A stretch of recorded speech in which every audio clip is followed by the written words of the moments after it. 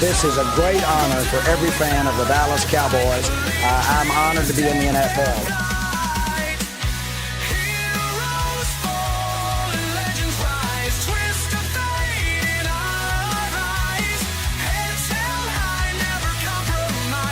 What can I say? Mamba out.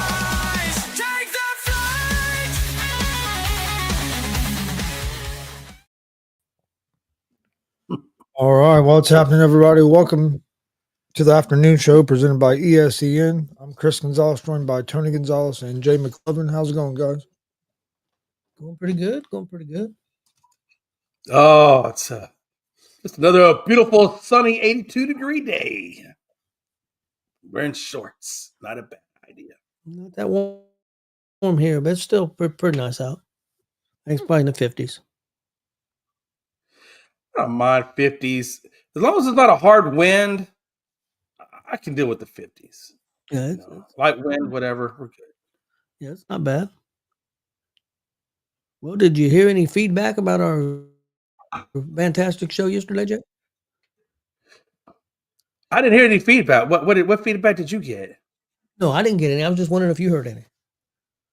Oh, no. All was good. I didn't hear any quote unquote feedback. So I guess we're doing okay. Nobody got banned. Yeah. Yeah. I think we're pretty good. I'll tell you this. I think it went better than that meeting that Michael Malone had. Apparently, I was reading that when he was fired, he wasn't exactly calm. I'm wondering if he was throwing some chairs. I don't know. It didn't specify, but it said he wasn't calm. I don't know what that means. I don't know if he was yelling. I don't know if he was throwing chairs. I don't know if he was flipping desks. But apparently, he wasn't calm. I seen an article. Somebody posted.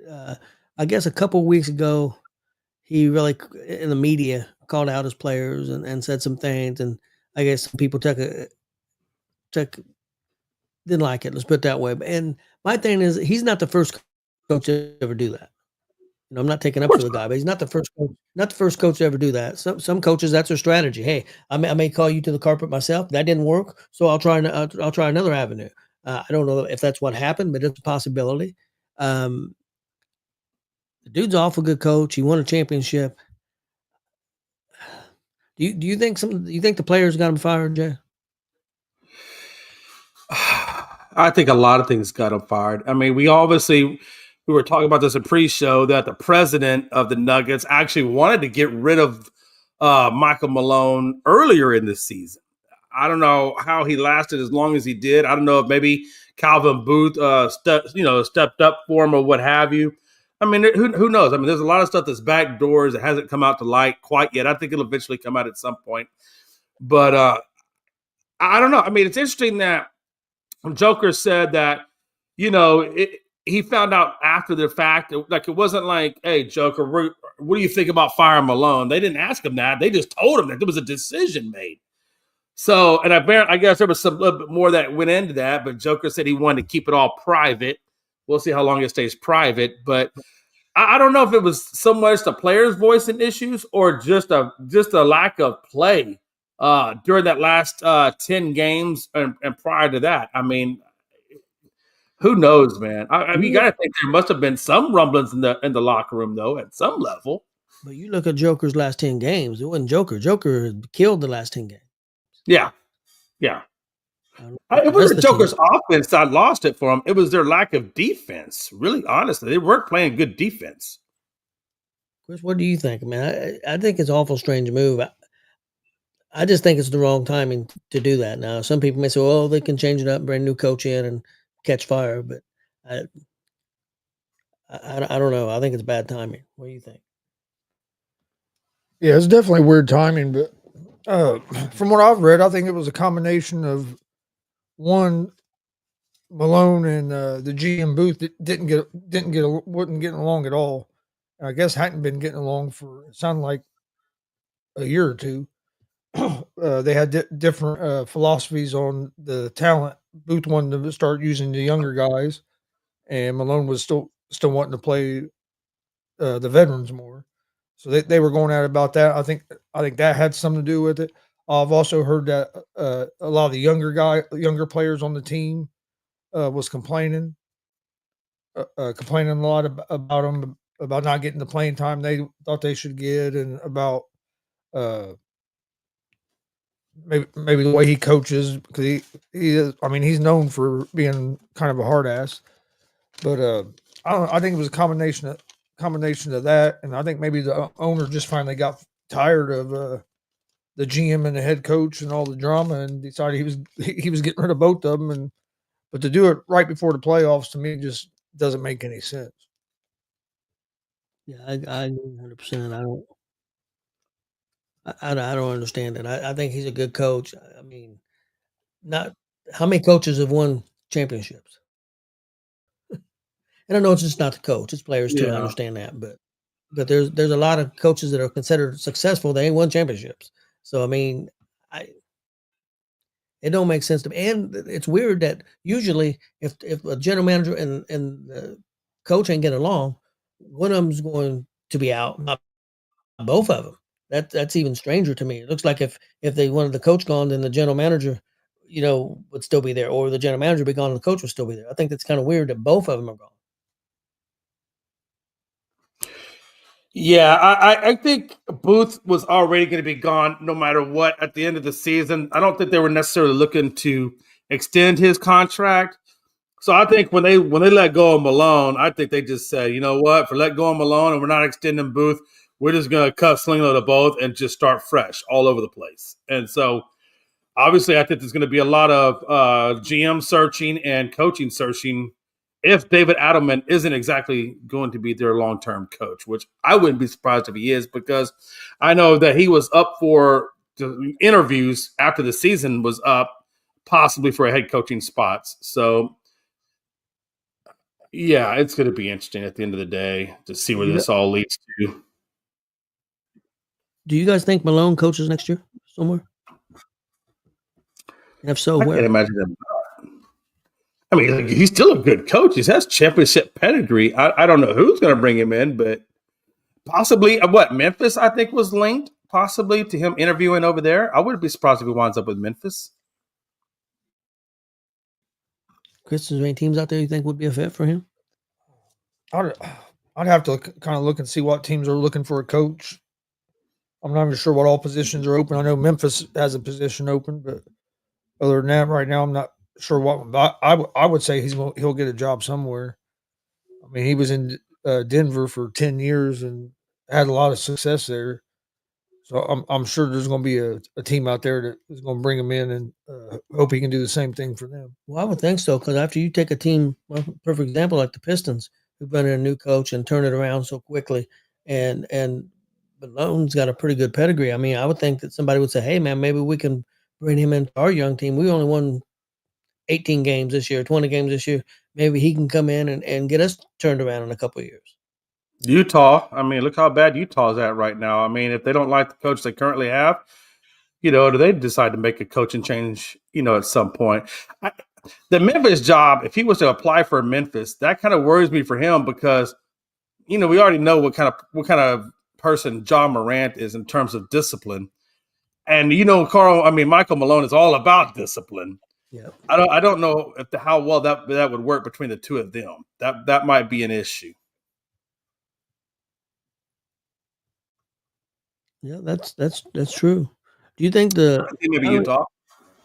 What about a team like and I'm not saying his job's up, but there's been so many changes with the Mavericks. I don't even know who the coach is right now. Do you think that could be a possibility? Right. I definitely think that's a possibility. And then what if Popovich decides not to play? What if Popovich calls it a retirement at the end of this year? Could San Antonio be a possibility? Yeah, Frankie brought up Portland. I think San Antonio would be a good fit. What do you think? Well, yeah, with all the young players, I like it. And then Phoenix, they keep Budenholzer after being bounced out of the playoffs. I guess there's a lot of wait and sees to see, how this all shakes out. Yeah. But I think San Antonio would be a good spot for him. They got a lot of young talent out there. Why not? So what would you guys rate Denver's chances of making it to the conference finals now? I think that's You think more it's less than Gonzo's it was lane. with him, or what do you think, Chris? I would say it's a little less just because you have a new guy in there. Even though has experience as a head coach, he hasn't been the head coach of this team. So I can see maybe a little less of a chance, but you still have Jokic. One thing that is going to hurt Denver is even before Malone got fired, they were talking like Murray might not be available in the playoffs. So if he's not available, Yeah. that could be a big issue. But if they're healthy, they still got a real good team. And I mean, with everything going on, it sounded like with the rift between Booth and Malone, that players felt like they had to pick sides, and there was a lot of shit going on there. So maybe with that gone, that might draw the team maybe a little closer together, and they might go on a run. So I mean, I still think they have a chance to go on a run, but a lot of it depends on their health. Yeah, I think if Murray's not back, it's going to be a lot tougher. If Murray's back, I mean, they could get on a roll and be dangerous as anybody, I would think. I mean, when you got Joker on your team, it makes a big difference. I'll tell you this: if they even just get to the Western Conference Finals, if they can make it that far, after having fired their coach, bringing in the interim, David, what's his name, Adelman, and then you got Joker drawing up plays on the sideline. I mean, what does that mean for Joker's legacy? Because you got to imagine he's a huge part of that team. He's a natural leader on that team.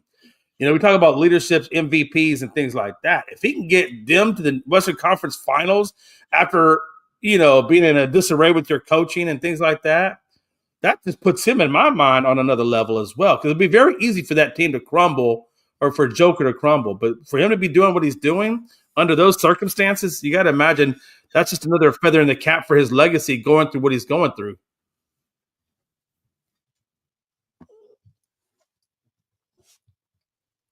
So let me ask you this, Jay. Who would you rate your top 3 teams in the Western Conference and your top 3 teams in the Eastern Conference? Don't look at the standing, just who you think in your mind. No, I'm not looking at the standings. I was actually looking to see what Murray's status was. Top 3 in the West. Yeah, I think Golden State is there for sure. I think OKC is still there. I mean, OKC is playing great basketball. OKC, Golden State. And then I think it's a toss-up in my mind between the Lakers and Rockets. I think the Lakers, because of Bron and Luka and the experience. I think Rockets because of the talent and a really good coaching staff. But a top 3, I think just because of the experience alone and playoff basketball and that the fact that they have it, I would put Lakers probably in that number 3 spot. I think Houston just misses it because of the lack of experience in playoffs. Yeah, I agree. I think I take OKC 1. And it's real tough. It gets really bogged down with the other teams. Right. As long as Golden State finishes, I feel more comfortable with Golden State if they finish 6th. If they finish 7th, 8th, and have to play a playing game, I worry a little bit more because it's just a game. And you could find yourself out if you have a bad game. Right. So I think if they finish 6th, I would put them at that 2 spot. And then 3, with everything, I would normally tuck Denver, but I almost have to agree. I think because experience, maybe the Lakers, Denver. I'm gonna say Denver and Lakers are tied because of experience. Hell, I got Denver. I'm gonna take Denver in the 3rd spot. I'm gonna take Denver in the 3rd. The only reason I have Denver at 3 is I just feel like with that coaching being an issue right now, or not a good solidified coaching, and again with Murray being questionable, that's why it's hard to put them at 3. Just they have a lot of issues going on over there. But in terms, I know you asked the East and the West. I guess on the East side of it, you got to have Boston number 1. I just can't leave Boston being the champions and who they are. So I still got Boston at 1. I'll probably put Cleveland at 2. And then I'm going to go probably the Knicks, honestly. I like the Knicks. I still think Karl-Anthony Towns and Brunson are pretty formidable over there. So I'd probably put the Knicks at 3, and that's how I'd view those two sides. I'd be curious to see what Gonzo has on his list. I'm gonna do my East real quick then, since you did yours. I'm gonna go 1. I agree with your 1 and 2. What you had for 1 and 2, but my 3, I think Pacers are gonna get the Knicks. I'm gonna put Pacers in the 3rd spot. Chris, what you? Okay. West, I'd probably go OKC, Warriors, and Lakers. Okay. At this point, Denver worries me a little bit because of the injury to Murray. In the East, Yeah, that's a good point.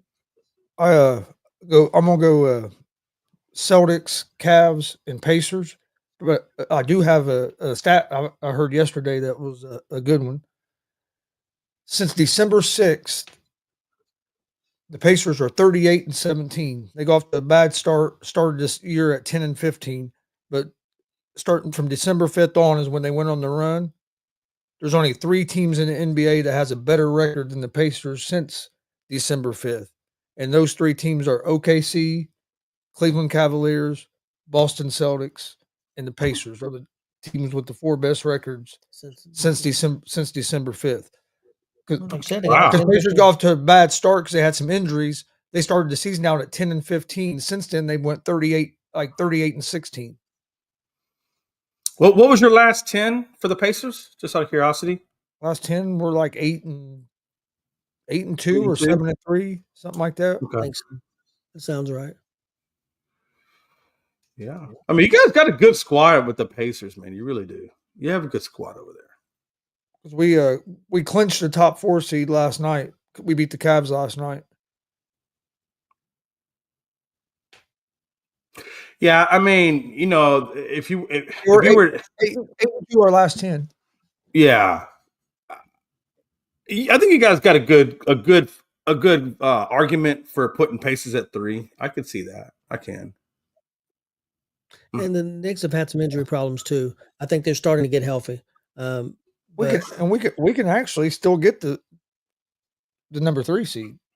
It's possible. Pistons beat the Knicks last night. Yeah, like I'm saying, the Knicks are only 1 game ahead of us. Is there only one now? Yeah, Knicks are 50-30. We're 49-31. Okay. Yeah. What are the Pacers' last 3 games? Who's y'all's last 3 opponents? I think we got 2 games left. We Friday and Sunday. We played the Orlando Magic, and then we played Cleveland again. Okay. And that game don't mean anything. Cleveland's not and Cleveland didn't play a lot of their guys last night. They're not going to play hardly any of their guys the next time we play them either. Well, the Pacers are probably going to play hard because they can still get the 3rd spot. So I'm saying, if we won our last 2 and the Knicks lose one of their last 2, we're in the 3 seed. Do you know who the Knicks got? The Knicks 2? I'd have to look. Knicks play the Cavs tonight, Yeah, like I said, the Cavs are going to set people. and then they play the Nets. Yeah. Come on, They Nets. should. But yeah, I mean, we're just 1 game from being the 3 seed. So I mean, we're right there. If we can win if we win tonight, we'll have 50 wins this season. I mean, that's a good season. Jay, let me ask you: do you expect the Rockets to play everybody tonight? I mean, because they can't lose the 3rd spot, really. Do you play everybody?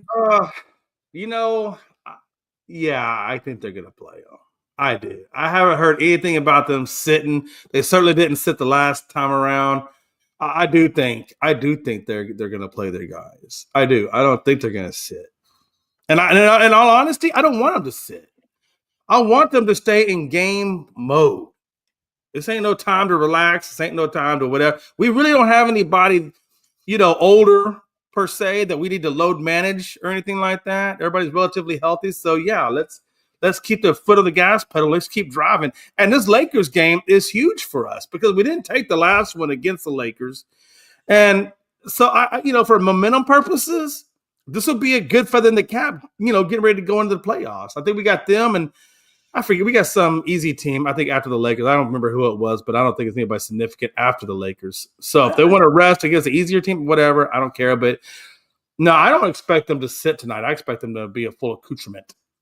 Well, I agree with you. I think it's kind of important because even though you're not going to change spots, and it looks like the Lakers are probably going to clinch the 3rd position, I would think. Okay.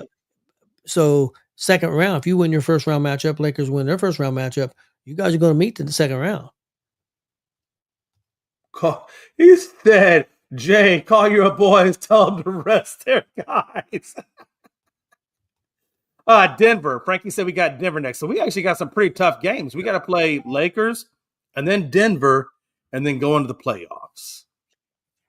So yeah, that's You know what would be funny? You guys beat the Lakers and then you play Denver and you set everybody so Denver could try to get that spot for the Lakers. Oh damn. I didn't even think about that. Hey, possibly. But he said Rockets are the only team this year to beat Cleveland and the Thunder twice. That is true, Joe. That is true. I'm gonna put that up there. That is a good point. But I do think it's important that we split the series with the Lakers. I don't want to go 0-2 versus the Lakers into the playoffs. I don't like that vibe. You said that Frankie says Lakers got Portland next after Houston. Yeah. What a time, man. So I think playoffs, correct me if I'm wrong, guys, playoffs start Monday. The play-in starts Monday, I believe. That may be correct. I'm not sure. I want to say the play-in starts Monday. I don't think we're far off from it.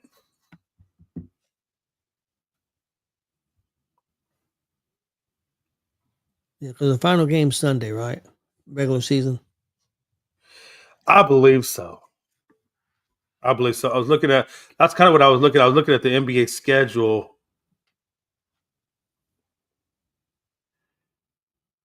And let's see here. Yeah, because we played Denver, which is our last game, on Sunday. So I got to imagine, Sunday, April 13th will be the last game of the regular season, and then Monday. It looks like it's when the play-in starts. It looks like on here it says it looks like Tuesday. Tuesday is going to be the start of the playoffs. So you got Orlando versus to be determined, and then they're all to be determined. So it looks like, it's going to be Tuesday, Wednesday, and I guess Friday is the play-in. Let me ask you guys here we'll go East first. On the play-ins, is there a team that you think that I'm going to give you the 4 teams that they're definitely going to be in the play-ins in the East.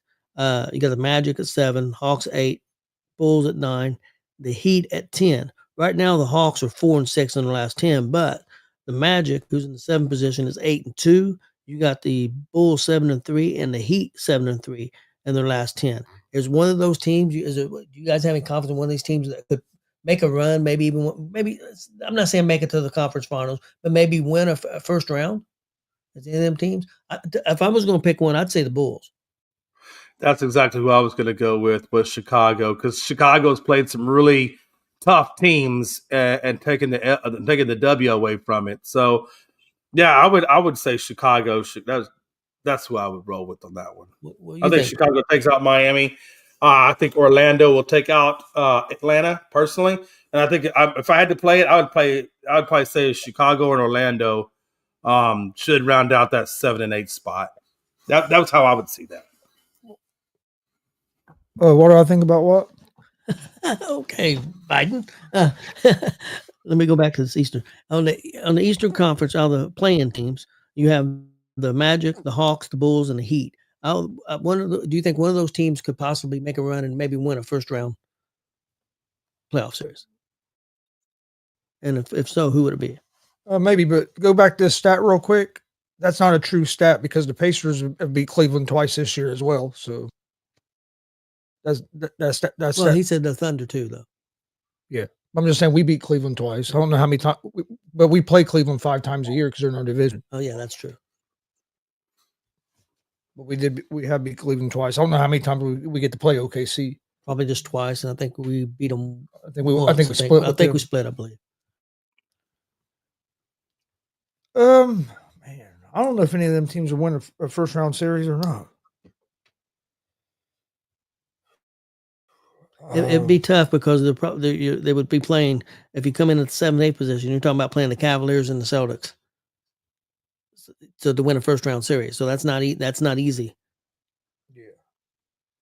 But Cleveland is 7-3 right now. But before that, they had lost some games. They were like 3-7 on the 10 before that. So that, I mean, Yeah, but their last 15, 20 games, they didn't. yeah. You know what I mean? They really haven't had nothing to play for. They haven't had to play hard. I think the best opportunity if they got a well, I think the 8th spot would be better because I think I'd rather play the Cavaliers than I would the Celtics. The Celtics are the defending champions. I know the Cavaliers got a better record, but I think your best chance would be to play the Cavaliers. Frankie that says playoff Bulls are magic. basketball. Whew. You know the Celtics are going to heat up in the playoffs, man. Me personally, I wouldn't even want to play, honestly, that Celtics lineup, I'd be shocked if they did. during the playoffs. Okay, guys, in the Western Conference, it's a lot harder to say because I still don't know who the 7th and 8th, 9th and 10th is going to be. I mean, Yeah, ain't that the truth? well, the 9th and 10th, we know it's good. It's good. The 9th and 10th is going to be the Kings and the Mavericks. That's Right. pretty well done. But who's going to be the 7 and the 8 is going to be the question there. Going in, I mean, right now it could be the Warriors still could be a 7 or 8. Clippers possibly could still be a 7 or 8. I mean, Timberwolves and could be 2. So you got 4 teams that still could be 7 or 8. Yeah, it's so damn close. Okay, let me ask you this. Let's take the top 5. Take the top 4 teams out. Out of the Clippers, Warriors, and we've all said we like the Warriors. So take the Warriors out of the Clippers, Grizzlies, and Timberwolves. Or there's one of those teams that you have any confidence in it that could make a run and maybe make it to the conference finals. Out of the Grizzlies, Timberwolves, and the Clippers. I'm leaning towards the Clippers. I'm really if Kawhi Leonard can stay healthy, and doesn't get put on the injured list or anything, but the way they're playing right now, I'm going to roll with Clippers honestly in that one.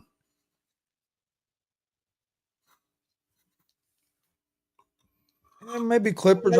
I could see maybe Minnesota as well. You remember they made I know they haven't been playing as consistent this year, but they also made the Western Conference finals last year. I know they changed the team a little bit, but if they're healthy and Edwards gets playing at a high level, that team can be dangerous. The Pacers also beat Oklahoma City twice this year too. We're 2-2 against them this year. Oh, played 4 times. Okay. Yep.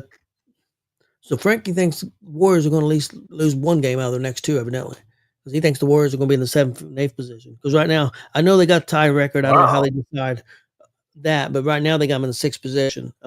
But they got the same record as the Timberwolves, and would that be a tiebreaker thing? Why they have them that way? I would imagine So if they went out, if the Warriors win the next 2, they're going to finish in the 6th position. I would assume. I'd have to go dig in the schedule that they have, but I would imagine that's probably the reason. I can't imagine that there would be any other reason. So Golden State has Portland and the Clippers as their last 2. I think the Clippers would be the toughest one out of those if they were to beat the Grizzlies. The thing of it is too, the Clippers are in the 5th position right now. The Warriors are only a game behind them. If the Warriors beat the Clippers, I'm not sure, on the scheduling and stuff. But if the Warriors win out, they could move to the 5th position. Could. I'm not saying they will because I don't know about the tiebreaker situation. But if they end up with the same record, because they're only the game back of the Clippers right now, so the Warriors could end up in that 5th position.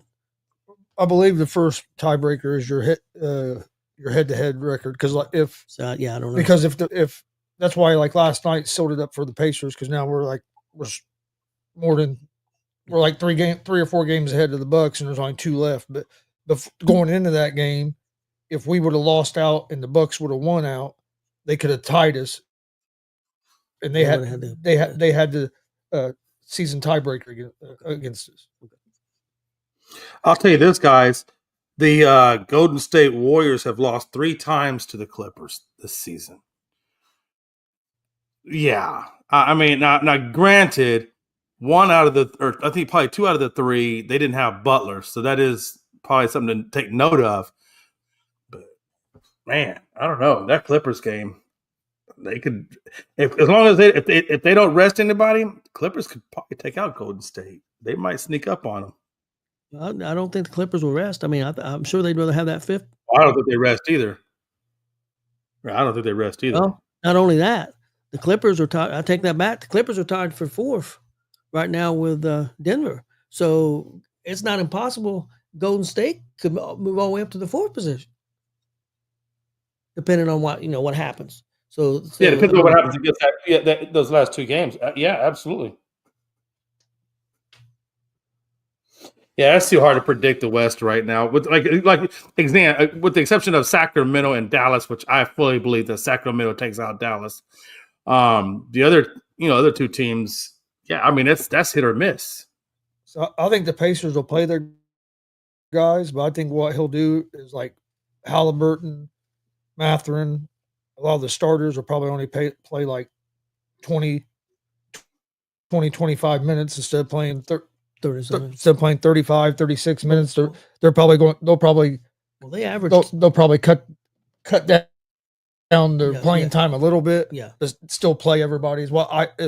From what I was hearing on the radio last night, that was kind of the way that most people think Carlisle was going to handle it. That he's still going to play everybody, but that he'll probably just play him a little bit less minutes just to make sure their body's fresh going into the playoffs. They averaged 10 players playing over 15 minutes a game. So I mean, they play. Yeah, they play a lot of guys anyway. Sometimes sometimes I think he plays too many guys. Over the last 20 games, that one guy has really stepped up. Is it Walker? Yeah. He's really stepped up. Could be a big key for them in the playoffs. He has really played well. I think his second year. We drafted him last year. Would you guys prefer to stay in that fourth spot, or would you want to move up to that third spot in terms of matchups? I don't think we can catch him, can we? The third spot. Yeah. Oh, we can. Oh, yeah. Well, the third spot, you can only game back. Third spot. Yeah, Nick's at 13 and you're at 14. Third spot, we play the Pistons over. The fifth spot, we play Milwaukee. I think you'd rather play the Pistons because of a Pistons experience. Yeah, I really, to me, it really don't matter for the first matchup. Only reason I would kind of say maybe you would rather have the 4th seed is because if you win your first round, then you have the Cavs instead of the Celtics. And don't get me wrong, the Cavs are a good team. It wouldn't be an easy series at all.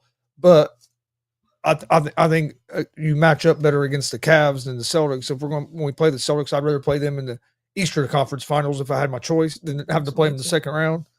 So with that, maybe I'd rather stay at 4. But as far as first round, I think we match up pretty good with the Bucks or the Pistons. Only thing maybe it'd be better to play the Pistons because they are a younger team, don't have the experience, and they don't have a Giannis. But we also beat the Bucks. We also beat the Bucks last year in the first round in the first round of the playoffs.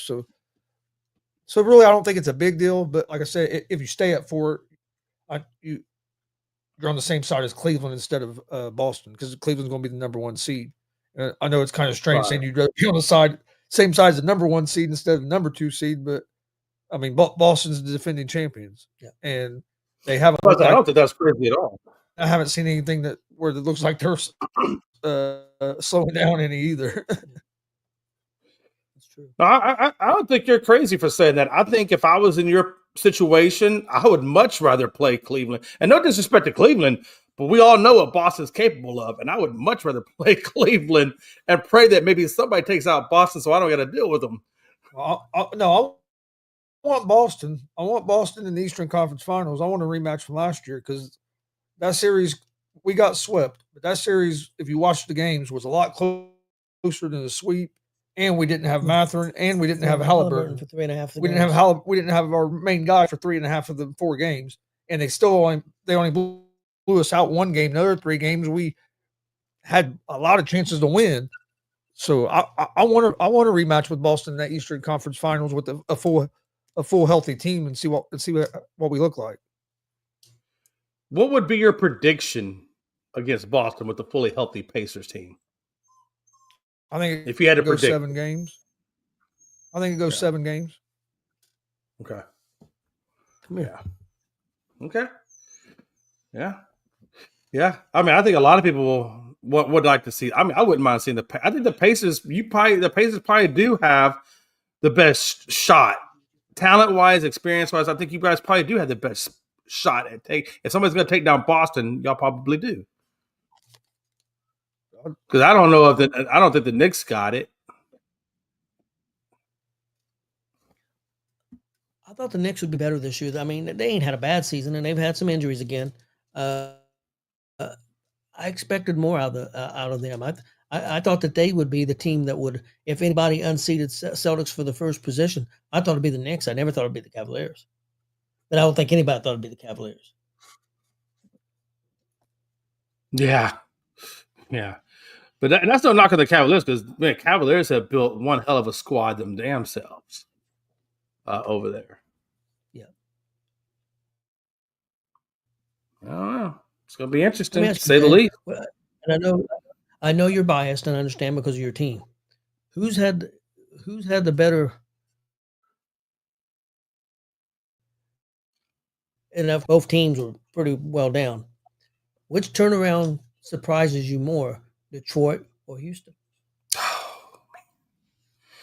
That's so hard to say, man. Because they both kind of are so similar. There's really not, in terms of their rebuild, they're similar. I mean, both of them went straight to the bottom. Both of them were drafting roughly about the same spots. Both, we got Jeff Green. Jalen Green. They got Cade Cunningham. You can make a case for both of them that could have been the number one, lottery pick or draft pick or whatever in that draft. Both have good coaches. Both have, come from the bottom, working their way up. I don't know, Tony, man. And if you ask me, I don't think either one is more impressive or better than the other. I honestly think they're equal in their own right. In all honesty, I think their journeys are very, very similar. Honestly, going into the season, Jay, did you expect Houston to be in the playoffs? I thought in all honesty, going into it, not knowing anything, but just going into it, I thought we had a shot at the play-in. Based on what we finished last season, coming into this season, I felt like we had a little bit more experience. We had a little bit more to the rotation. I felt like at best we could get into play-in. I felt like if we got into the 10th, 9th, 10th or 9th spot, I felt like that was an improvement from the previous. Going into this season, my only benchmark was just be better than we were the previous and just keep getting better every single year. And if you can show improvement every single year and get higher in the seedings, I said, that's really what I was caring about. Just don't go back. Always keep going forward. And the fact that we're at number 2 spot, I didn't see that. No, I'll tell you right now, I did not see us being at the number 2 spot. I was just hoping to make the play-in, or even at very best, be somewhere around 7 or 8. Even would have been great. So they've actually exceeded my expectations. I didn't see them getting this high up. You would have been ecstatic if they would have been in the 6th position, and here they are in the 2nd position. Yeah. So yeah. Because and I think y'all made it earlier. I think y'all made a good point. I think it was Gonzo or Frankie. I know one of y'all made a point about Udoka and the fact that he got to the finals year 1 with Boston, but they had what Boston had. I mean, they already had an established group of guys. When Udoka came to Houston, he's got a bunch of young kids with a lot of talent, and I think what Udoka has done with his team in terms of his development, in terms of his course and stride, and the veterans that he's brought in, is incredible. It's incredible. So, yeah. Yeah, I think they both. I mean, both teams have had great years, but I would say Detroit would be the bigger surprise. And the reason I say the reason I say that is this is Udoka's 2nd season with the Rockets. Mm-hmm. So he had last year to help build that team, where this is JB Bickerstaff's first year as coach of the Pistons. So to have that turnaround on that first year, I think is a little more surprising than the Rockets, because we saw the Rockets start to turn around last year, and this year they took another step where the Detroit just boom from last year to this year has been night and day. They barely won 10, 11 games last last year. Yeah, so I would say that they both Slight, had, yeah. and that's not taking nothing away from Houston because Houston's had a great season and he's Doc is building it. But just with that coach being his first year there, I think that makes it a little more surprising than the Rockets just because of that. Who do you think is coach of the year? Of anybody? I think, just my opinion from where they came from, I think I'll take Detroit. I think that guy should be coach of the year. I think Houston should get a lot of votes too. I think he should get a lot of votes. And then Cleveland's coach should get a lot of votes. And then I think Oklahoma's coach should get a lot of votes. Say the guy that'll probably win it, even though I really probably wouldn't pick him, would probably be the OKC coach because he's going to be the coach with the team with the best record. Yeah, but they were pretty good last year. I get that, but that's really the guy that probably should get it is probably Cleveland. I think the problem is, I mean, nobody thought that they was going to be first. Nobody. Yeah, but they got a lot of good players. They've had a lot of good players over in Cleveland. They should be doing as well. I mean, you got Donovan Mitchell, you got Evan Mobley. I mean, they got a squad over there, right? And they've had some experience on that squad. They should be doing what they're doing. Maybe not as high, as number one. I don't know if we all expected that, but definitely playoffs for sure. I do like what Detroit has done because you know what, Detroit hasn't had their second lottery pick for a good part of the season in Jaden Ivey. Now, Ivey is now, I believe, he's going into reconditioning right now. Maybe Ivey can make it back for the playoffs. I think that might be a stretch at the beginning of the playoffs. He might be able to come in maybe the second round of the playoffs or so. But, you know, that's another thing to remember about Detroit. They haven't had all their best players. I mean, you know, Jaden Ivey he's averaging 17 points a game, and he was like their number 2 lottery pick they had. But he's missed a good portion of the season. And the fact that Detroit is doing so well, that is a good testament to Biggerstaff and his crew, you know. But I don't think you can discount what the Rockets have done either. The fact that the Rockets, you know, weren't in the playoffs last year, and now we're at the number 2 spot this year, and we've beaten, you know, Cleveland twice, OKC twice. I mean, those are tough teams. And we've also held, you know, Golden State with Butler and company in check, and we beat the brakes off of them. So. You can make a case for either one of those guys, I guess is what I'm saying. Coach of the year, Bickerstaff, Udoka, whatever. If I was giving it if it was up to me, I'd either give it to the Cleveland Cavaliers coach Atkinson because it's also his first season in Cleveland as their coach, and he has him as the number 1 seed in the East. Well, do you know where they finished last year? I'd have to look. And then the other one would probably be Bickerstaff with the Pistons because it being his first year there in the big turnaround. I would have the Houston coach and OKC coach in the conversation as well. But I think one of them 2 guys would be in all the success they've had in that first year. I forgot about Cleveland's coach being the first year. Yeah, because Bickerstaff was Cleveland's coach last year, and they had a pretty good year, and they fired Bickerstaff and brought in Kenny Atkinson. I mean, let's be honest. All 4 of those coaches have a good story, right? Where they came from, what they've done, how they've done it. All 4 of those guys have a good story. Me personally, I wouldn't be upset if one of those 4 coaches are the ones that get it. I wouldn't be upset one way or the other. Like I said, I think they all have good stories. You can make an argument for every single guy. Last year, the Cavs was finished 4th in the East. Okay, and they fired the coach. Bitch. They finished 4th in the East, 1 game ahead. They were 1 game ahead of the Pacers and the Magic last year for the 4th spot. Pacers ended up in the 6th spot, and the Magic was the 5th. Joe says Detroit. Mickey Delaney says afternoon. And then Joe says, if he asks me when Houston is healthy, I believe we are the best team in the league. Wow, that's Joe. I'm a Rockets too, man. That's a big statement, brother.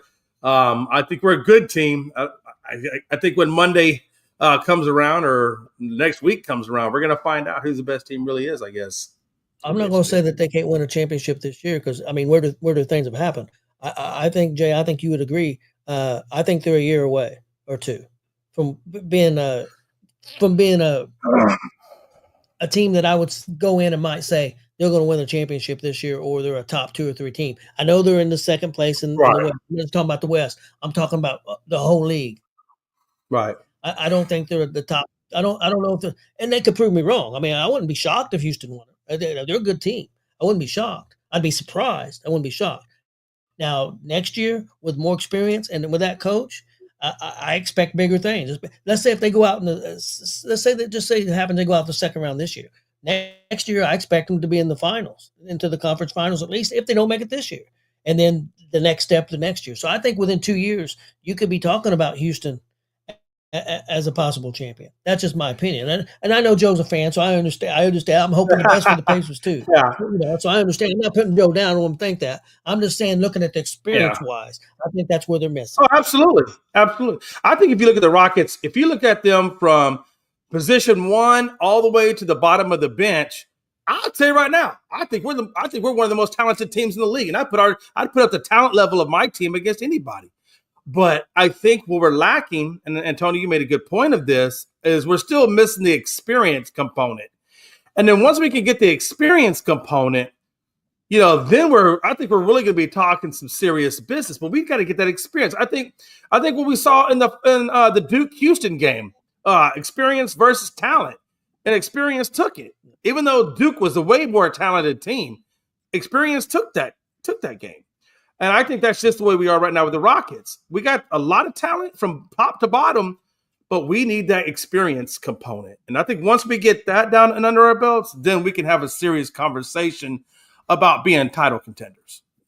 Let's see if Chris agrees with me on this. That's why I'm hoping it's going to help the Pacers, because we had that experience last year. We made it to the conference finals. I know we got beat, but I'm hoping that experience of being in that situation is going to, when we get into the playoffs, is going to help us get to that next level.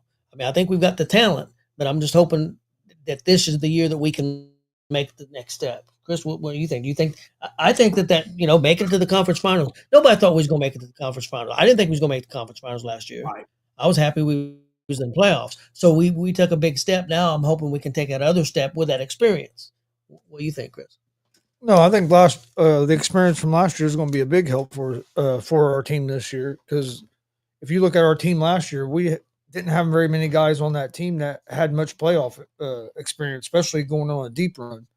I mean, you had Miles Turner. He's maybe played in a few playoff games, but I mean, there ain't many guys on that team that Obi Toppin's played a little bit in the playoffs, but nobody's had a deep run and a lot of experience. So that last year was kind of their first year and they all experienced it together. Siakam was the only one that really had playoff experience because he had won a championship.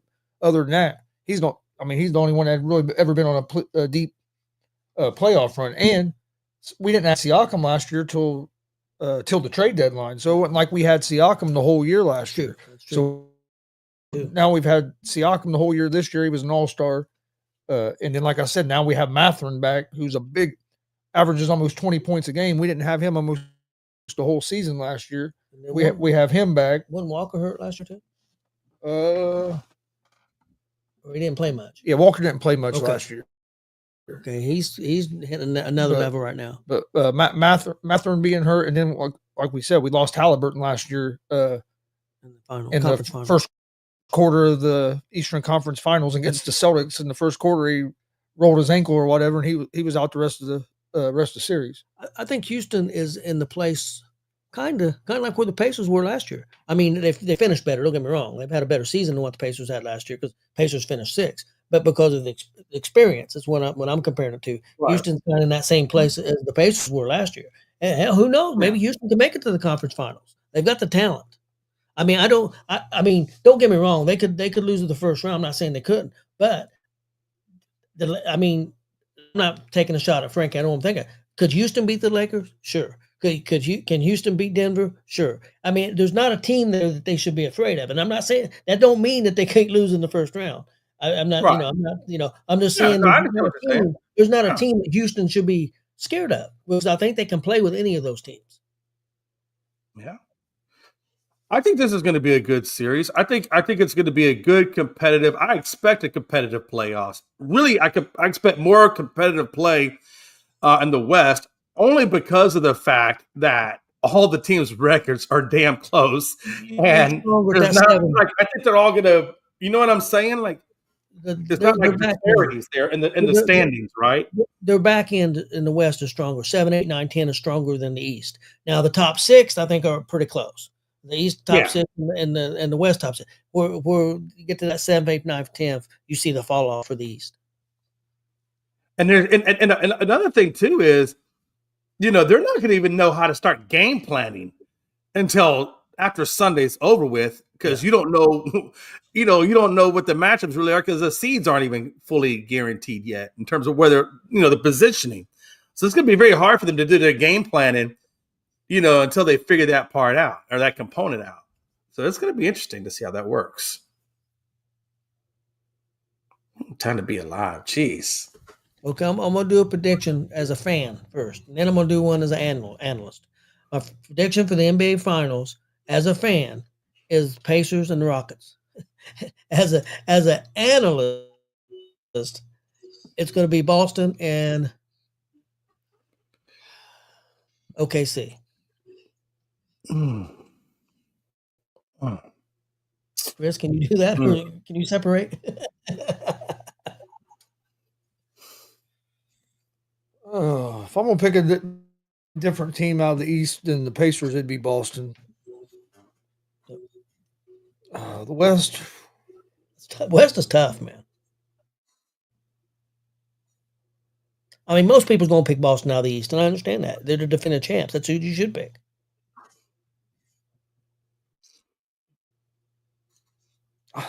I'm gonna say the Golden State Warriors. I almost did. That was my next choice. I almost did that too. Jay, what about you? I'll tell you right now, as a fan. Hey, look, you guys. Hey, 1 second, Jay. 1 second, because I want Chris to answer this. As a fan, you're going to pick the Pacers. Who would you want to face in the West? And you got to pick somebody that's in the playoffs. You can't say, okay, I want to play. Who's the worst team in the West? That's who I want to play. You can't do that. Either the Warriors or the Lakers, because I'd want. It'd be cool to watch the Pacers play in the finals against either Steph Curry or against LeBron James and win against one of the legends. Big. Okay, I understand that. Okay, Jay. Sorry, I didn't mean to cut you off. Oh no. You're good. I thought he'd already answered that, so I appreciate that. Now as a fan, look, you guys are wrestlers. You like WWE and storylines and soap operas and this, that, and the other. As a fan, I would love to see Houston versus Boston, because it'd be Odaka's current team versus his old team. So as a fan, I love that storyline. So that's how I would want to see that play out. Obviously with Odaka going into Boston's office buildings and talking to all the women after the game, but nothing like a good family reunion to make you happy. But as I guess as a realist, I think I could see Boston and Golden State going at it. Yeah, I could see that. Yeah, so I'm gonna roll that direction. Yeah, and I agree. You was kind of like Chris. Chris said that he wants to play Boston. I understand you want to play Boston because, hey, if you can beat the best, ain't nobody can say it's a fluke. I mean, I think as a fan, you're right, because you want to always play the best. But I think as a storyline, I just like that storyline. Well, that too. I get that. But Mazzulla going up against his old boss would be paramount. But my point is this. Let's say Detroit comes out and Houston makes it to the finals and Houston beats Detroit. Oh, they should have beat Detroit. But the East fell apart. So, Houston should have won. They can't say that if you beat Boston in the finals. And I know if it was Houston and Detroit going at it, then you could play the storyline of number 1 versus number 2 in the draft, right? Cade Cunningham versus Jalen Green. But you know what I'm saying. That would actually be a good storyline, honestly. Yeah, but you know what people would say if Houston made it to the finals and it's Detroit or a 5th or 6th seed, people are going to say that they didn't beat the best. Oh yeah, the Pacers had to put up with that last year, the whole playoffs. Nobody wanted to talk about the Pacers had guys hurt, but they sure wanted to talk about Milwaukee and the Knicks. Milwaukee had a player out. The Knicks had players hurt. That's the only reason the Pacers made it to the Eastern Conference Finals. Nobody wanted to talk about the Pacers had players hurt. Look, guys. Houston's already played that out. The Rockets have already been through that. You got to remember when the Rockets took their 2 championships in 94 and 95, Yep. the number one thing in their mouth. Well, Jordan wasn't in the league. Yeah, Jordan wasn't in the league. Yep. Jordan wasn't in the league. So it's not really a legit title. And I said, go F yourself. I agree with you on that. That's bullshit. I mean, if the I think it's a fake title. I knew you were going to say that. I was waiting for that. If the sapsucker didn't think he could hit a curveball, he would have been playing basketball. Man, I don't know about you, Tony, but I think Gonzo went there and channeled his inner Frankie on that shit. Yeah, he was. Yeah, he yeah. I mean, y'all are both Latinos or Latinos. On his face before he even said it. Must be the Latinos versus the Caucasian. I get it. We get it every time. Hey, But real quick, guys. Hey, Pablo in here. Where's Pablo at? hey, you take a championship any way you can get it, because I watched Jordan keep a lot of people from winning Hey, championships. yeah, that's true. I wouldn't care if the Pacers played if the 10th seed and the thing comes in and makes their way to the finals and the Pacers win. Hey, I'll take it. As long as we get our championship, I'll take it. Hey, I honestly, get what you're saying, Jordan, I'd rather beat the Lakers or Golden State, but I've never got to watch the Pacers win a championship. Nope. So. I did. But it was ABA. Hey, I'll tell you this. I still think Karl Malone and John Stockton have lots of bad, nightmares of Jordan and Pippen. We've been I watched the Pacers play in the finals, but we didn't win. Okay, guys, let's have a little selfish time. What are we looking at for our baseball team tonight? Chris, what's your expectations? Jay, what's your expectations of the series for Houston? What's your expectations for the series for the Reds? I think the Reds win the series. I think we win the Knights game as well. We have Brady Singer on the mound. He's pitched good both his. I think he's had 2 starts so far, maybe 3, but I think it's just been 2. I think it's 2. I think it's. And he pitched. Actually, I think we won both games he's pitched. The first game he had a real good start. Second game he had a real good start and then gave up had a rough inning, gave up a few runs, but we still was able to hold on and win that game. But we're playing the Pirates. Pirates are about in the same boat we are, as basically record wise. And like I said, I like the pitching matchup tonight. I forget who the Pirates have. Pirates have Falter on the mound. We have Singer. Reds are slight favorites in the matchup as well, but I expect the Reds being back at home. This will be first time back at home since opening day, the opening series. I mean, so being back at home, I think the Reds get off to a good start tonight. Yeah, I think so too. I think we got a good shot to win this series. I mean, if we're gonna, we got to be. We won our last series. We Yeah, should have swept the the Giants, and we blew the last game, but we beat the Giants in that series. So we're coming into this series with a little bit of momentum as well. Won our first series of the season, so hopefully we can carry that over against the Pirates. What do you think, Jay? You're playing a hot Angels team, 8-4. Yeah, man. They won yesterday. So right now, Rangers are in first, Angels are second, and Houston is third. I tell you right now, I'm looking at this, and ESPN has the Astros at 54% chance of winning. I think that's a little off a little bit, only because of the fact that we got Blanco taking the mound tonight, and he's having a rough go of it. He's got a 9.45 ERA in the one game that he's actually pitched in, and he's got a whip of 2.10. And Houston is still not, I don't think, as a collective team batting over 200. So, it's going to come down to pitching tonight. Can Blanco find the magic that he had last season and regain that form? I think that's going to be the biggest question mark for me, because right now the guy he's going up against, don't ask me to say his name, we're just going to say JK. I'll call him JK. He's got 1-0 and he's got a 3.27 ERA. So clearly the hitting and the pitching is on the side of the Angels. It is in Houston, so I'm hoping we can dip into some home magic and pull it out. But as a realistic broadcaster, and not let my biases come into it, I think it's going to go that the Angels are the favorites to win. Okay, but what about So, the series? Do you think you're going to win the series? man, I would love to win this series. I think we need to win this series. Number one, to pull up and even with the Angels and get back into contention, right? It's the early contention. So we need to take this series. At least 2 out of it we need to take. We need at least take 2 and win this series. So can we do it? It's going to come down to the pitching because, like I said, our hitting isn't exactly there right now. So it's going to come down to Houston's pitching. I hope that we can, but I got to be honest with you right now. It's shaky. It's shaky. So for me to say that, yeah, we can take it, that's just a fan in me saying it. The broadcaster in me is saying it's going to be a rough series.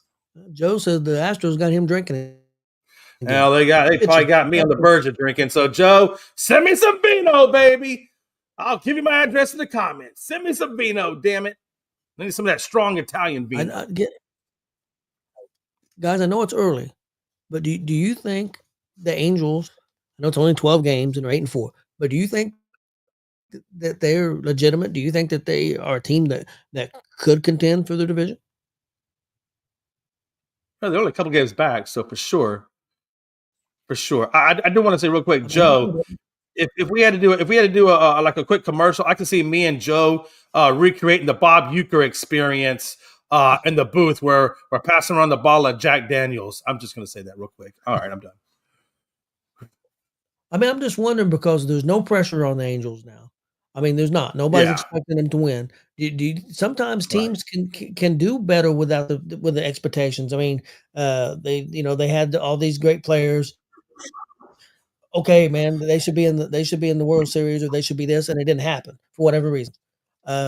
Sometimes somebody leaving helps your team. And don't get me wrong, the guy left was a fantastic player, so I'm not saying they shouldn't have been able to win with him.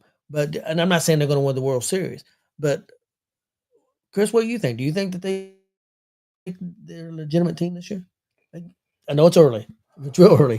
It's not an 80-game season. I'd feel a little more confident if it was an 80-game season, but it's 162 games. I haven't watched much of them, so it's hard for me to say. But just on their past history, I'm going to say probably not. That they're probably going to fold. they're getting off to a good start, but then it's probably going to go the other direction. Either some injuries or it just seems like something always happens. Because even if you think about it, a few years ago they got off to a pretty good start, and then boom, everybody got hurt, and then since then it just seems like they haven't been able to get back going again.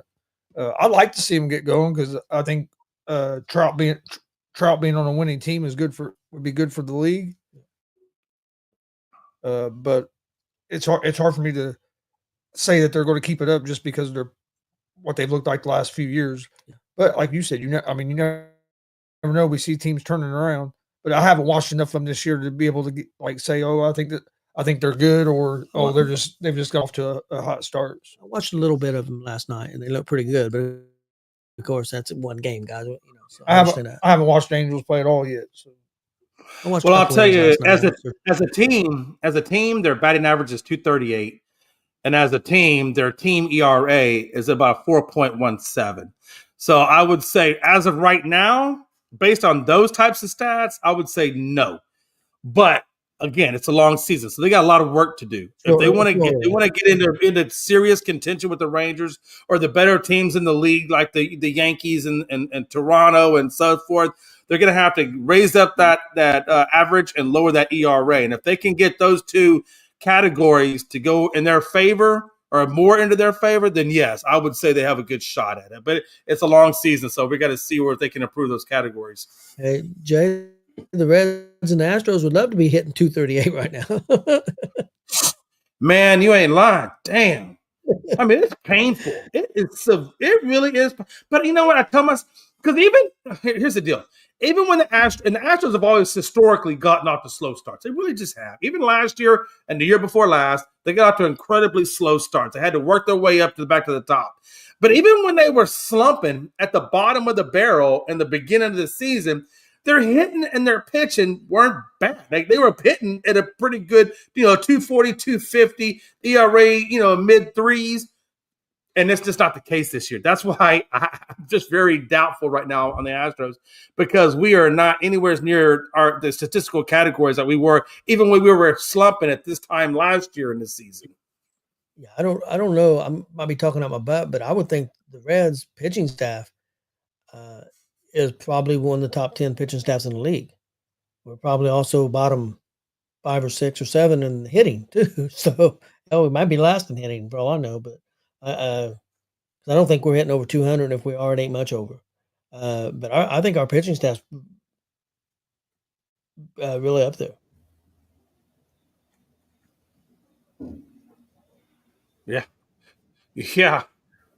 Yeah, absolutely. What's up, Big Glenn? How you feeling about your Reds tonight, man? You gonna do it? No, I ain't gonna do it.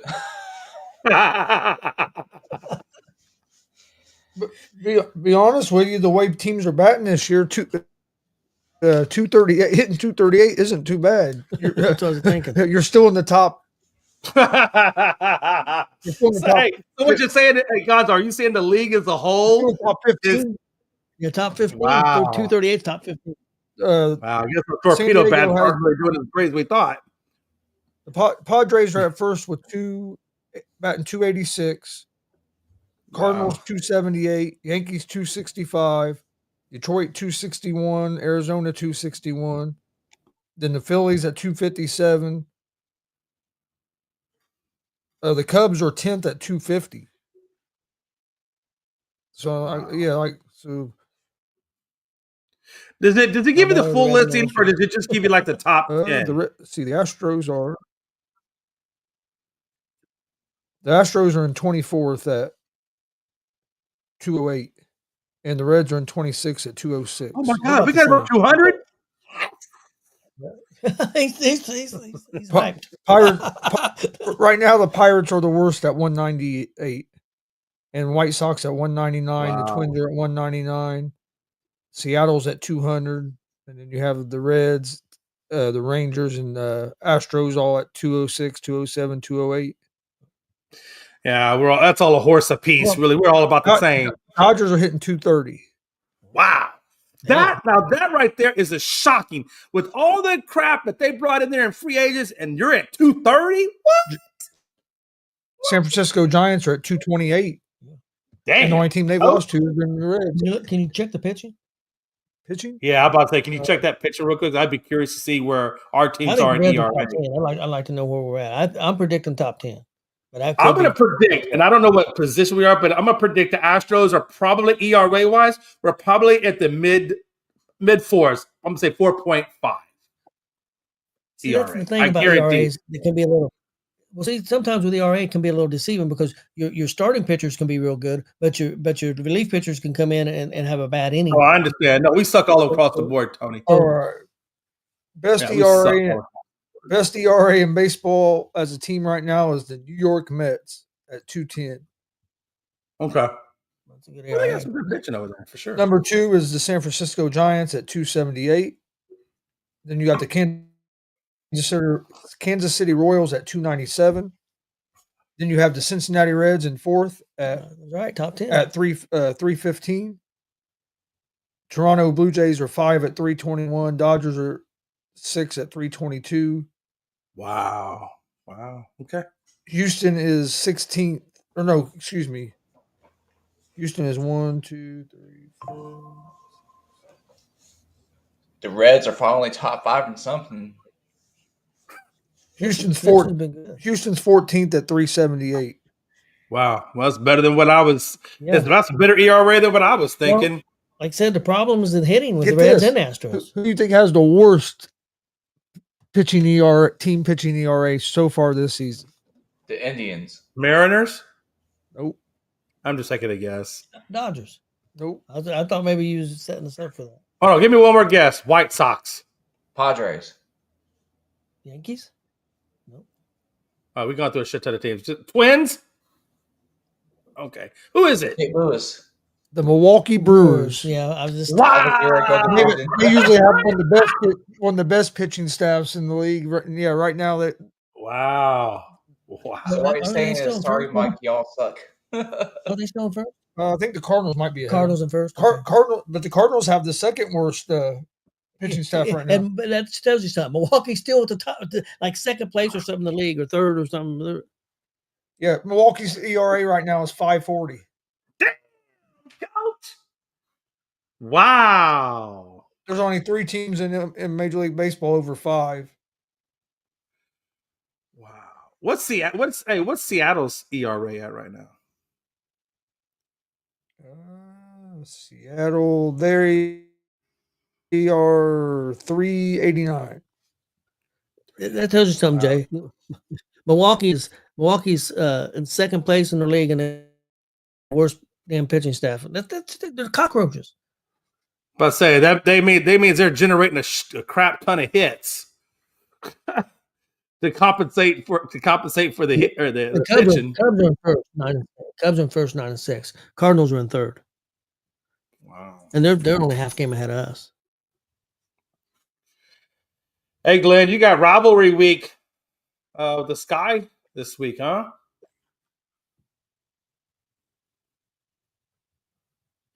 Glenn took a sabbatical. Yeah, rivalry week for which league? No, I was just saying you got a rivalry week between you guys and Chicago, right? Chicago Sky, the Fever in the Sky.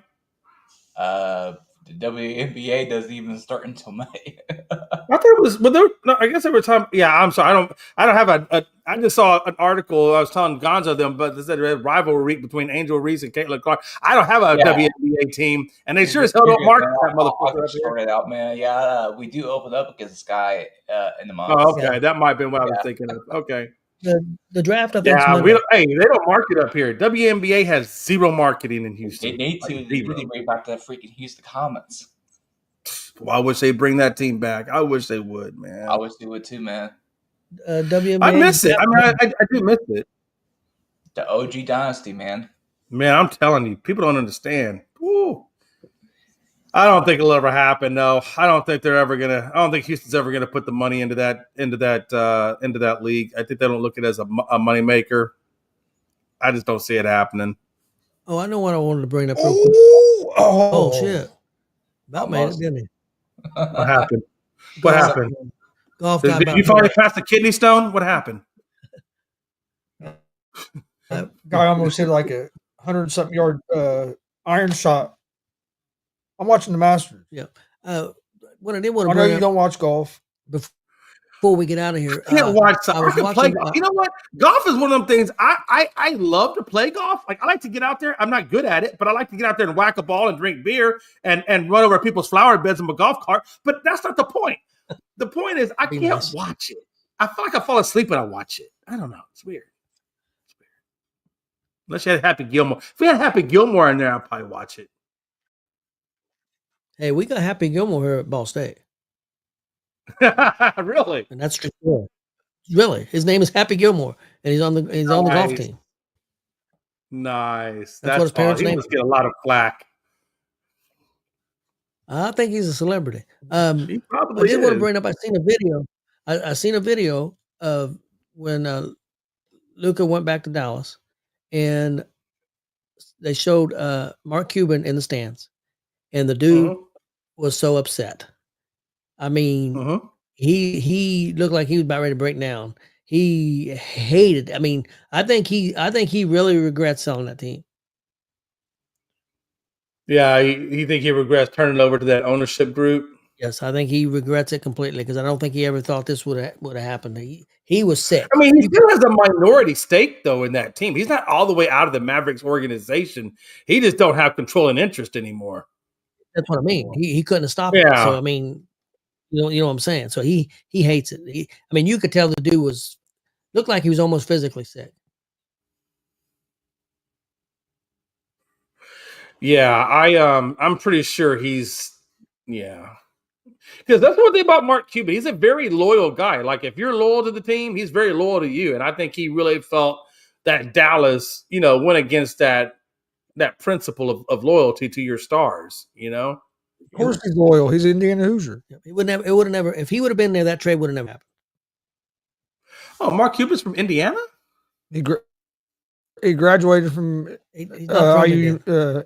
IU University, Indiana Hoosiers. I think is he from I didn't Pittsburgh? know also? that. I think he's from Pittsburgh, but he went to. He went to IU. I know he went to IU. I'm not. And he was in 100% college. on He Pittsburgh. was in college where he came up with that concept where he made all this, made a lot of money. He made like the sports ticket. Oh yeah. He was sick, man. He was physically sick. And speaking of physically sick, I seen another video. This is kind of not really sports related, but kind of. Yeah, he's born in Pittsburgh. I was watching on Wednesday night, or was it on the pay per view? I think it was Wednesday night. AEW had a match, and a wrestler named Hook, which is Taz's son, was in the match. He took a real hard bump, and so hard, and I didn't realize that a concussion would show that quick. He was down on the mat. He threw up twice. That's how hard he got hit. He threw up twice. Nobody stopped the match. It ended up taking another blow where they threw him. They took the chair and put it up where it was folded up, where the legs was like this, and threw him down on the chair, chest first onto that chair. After he damn. just threw up twice. What? I mean, is that unusual? I mean, can you get hit that hard immediately and start throwing up? Oh man, it sounds like he lost control of his faculties. I thought concussions are usually symptoms showed a little later. I'm not talking days later, but I'm not no medical expert, but he was in that match and threw up twice. I mean, throw up was all over all over the mat. I think it just more depends on your body and the kind of hit, because and the reason I say that, because I'm not a doctor, but like if you watch NFL, you'll see guys get hit, and you see some guys almost like seize up when they have a concussion, and then other guys don't. So I think it's maybe how hard is the impact, and then I think a lot of it's just like the metabolism of the individual's body and how their body reacts to it. Because like or even in like wrestling, you see guys, everybody acts different to it. Like I had a concussion back in high school, and hell, I hit my head, was knocked out, came right back to, finished wrestling practice, was fine, had a little bit of a headache, but didn't think nothing of it. Took a shower, got my buddy's car. He was getting ready to take me home, and I started puking everywhere and couldn't stop puking the rest of the night, and ended up having to go get looked at. So, but then I've had buddies that the symptoms were quicker. So I think it just depends on. Yeah, I mean that's why they put you in that protocol in the NFL. There's a reason why they got that protocol. Because like you said, you don't know when them symptoms are going to develop or how long they're going to be. Yeah, I just never seen that before. I mean, he took a hit and then immediately he was down and you couldn't even see it. And then all of a sudden he comes up and there's throw up, and then he does it again. Yeah, I've never seen, and they didn't stop the match. Is what I couldn't believe. I've never seen nobody throw up like instantly like that. No. I've seen guys seize up and stuff, but usually like guys that that I've heard of has always been like a little bit later on. Like they never even checked on him. Like when I had mine, it was probably a good 45 minutes later before I ever puked. And then when Austin, I'm sure he had a concussion, but hell, he was so young that time. They tested him and stuff. But he got up, finished a whole another hour of wrestling practice, and everything. Everything seemed like he was fine. And then later that night, he started puking everywhere. Well, he should have been. But we were running sprints, and somebody had came into the bed. No, we were running sprints. Oh, I thought you said shit the bed. I was like, what? Somebody came into the gym. It was raining outside. They came into the gym, and the floor got a little bit wet. Well, when we ran sprints, half the gym had a wrestling mat, the other half didn't. So they'd run off the mat, go down to the other side, touch the wall, and then come back to the mat. Well, he was running, hit a slick spot, fell, and he slid. Well, they have on the wall, there was a mat that covers his steel beam. Well, there was probably about 6-7 inches at the bottom that wasn't covered, and his head slid right under that mat, head first into that steel beam. Going full. I mean, he was going full speed. I mean, it hurt him a little bit. He got up, went right to practice, and practiced the whole practice. Practiced the whole practice. We got home, and boom, he started puking. Yeah, it's one of those We- things, we's man. out You the gotta hard- wonder if that guy in AEW had already had one, and when he landed like that, it just activated whatever it was that he had already had. You know? It was Hook. Go get That's your a gut. young guy, probably 23 years old. Yeah. Damn. Could be dehydration too, man. Because once your body starts getting going in the ring like that, or just exercise in general, and if you're not hydrated enough, your body can make you get sick right then and there. You know. Well, guys, you got anything else before we get out of here? No, other than I'm gonna go take me a Tums after this show. Make sure I'm good. Yeah. Drink a lot of water too while you're at it. Make sure you don't get dehydrated. I mean, this sake's doing pretty good, but I'm gonna go get me some Sake. Tums. Yeah. Yeah, I got a whole case of 24 pack of those, Jay. Or not Jay, but Tony. Those waters. If you got a whole place of some sake, you're about to have a good time. Yeah, I got some got the Indy 500 coming up next month in Michigan the week after that for NASCAR, so I need to make sure I am dehydrated. Or Well, hydrated. I was watching Karate Kid earlier today, and I just keep the theme with my liquor the same. So I was watching Karate Kid. I said, what better way than to put some sake in there? I could pretend I'm in the movie, and just how they roast. Max on, Max off, boy. I don't know about some wax on. I definitely put some wax off though. Which kid was that? Yeah. Which I which doubt Karate it. Kid movie did you watch? Oh, it was the first one. Yeah, it was Karate Kid Part 1. I loved it. It's good stuff. I love Moridi, however you say his last name. Do you think that's a classic? Jay, do you think that's a classic movie? Hell yeah, it's classic. Well, I mean, in our era, in our generation, it is. Okay. Okay. My point is, have you ever watched Cobra Kai? I have. I watched the whole thing.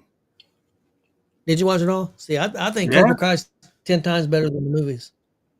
Oh yeah. No, yeah. It's got some really good storylines to it for sure. I did a focus group from one of those episodes for Cobra Kai. I thought it was pretty good. I just like watching Danny and what's the name go at it. Tell you a series you need to watch, Jay, if you haven't yet. It's called Landman. Oh. Landman. Yeah, I've been wanting to watch that. I think it's on Paramount, if I'm not mistaken. Yep. Yes, very good, Yeah. man. Outstanding. I watched the whole series. Second season's coming probably early next year. You watch Hey, his. I would challenge you. Who on this panel has seen Eastbound and Down? Both of them. I've seen the I've seen it. baseball one and the movie. Jerry Reed and Burt Reynolds. No, I'm talking about the TV. Oh, I know what you're It has talking Kenny about. Powers Yeah. in it. Yeah, Kenny Powers, baby, you're fucking out. Yeah, that's some good shit. Right there, man.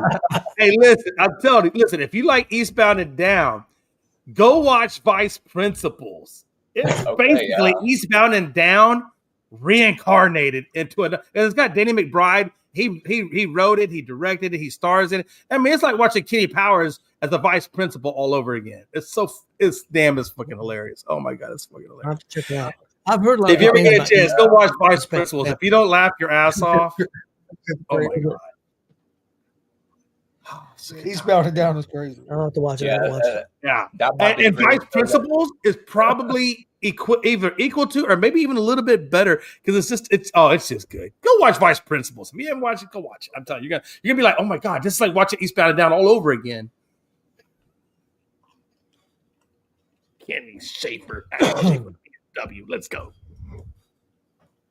Let's get That out of being here, said, make sure you like and subscribe to Gonzo Sports Room. Also, make sure you like and subscribe to ESEN on all of our YouTube platforms. Appreciate you, Gonzo. If anybody sees Logan, he's missing. Contact Jay. Where's Logan? Kind of like where's Waldo? Yeah. Yeah. Not